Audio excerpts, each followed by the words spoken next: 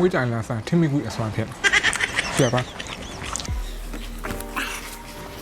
မောင်ဆုံးဒီငြိုသီးအပွားအရှိတောင်းလေးတွေကိုမိခင်ဖို့အတွက်ဒုံလေးတွေနဲ့တီးလိုက်မယ်ပြီးရင်မှုလေးကိုပါဒုံနဲ့တီးလိုက်ပါမယ်တံမြာသီးများများကိုလည်းလှီးထားပေးမယ်ကြက်သွန်မိတ်ကိုလည်းလှီးထားပေးလိုက်ပါမယ်ပြီးရင်ငပိမိဖုတ်ဖို့အတွက်ရောင်းမမှာငပိထည့်ပြီးတော့ကျွန်တော်တို့စားချက်ဖို့ ready ဖြစ်ပါပြီအိုးတဲကိုပဇွန်လေးတွေထည့်ပြီးတော့အိုးကင်းတိုက်လော်ပေးလိုက်ပါမယ်ပြီးရင်ဆယ်ထားပြီးတော့ကြက်သွန်ဖြူငြိုသီးစိမ့်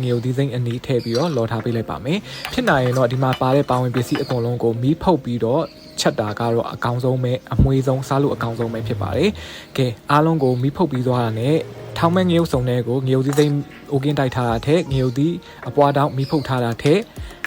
ငပိမီးဖုတ်ထားတာထက်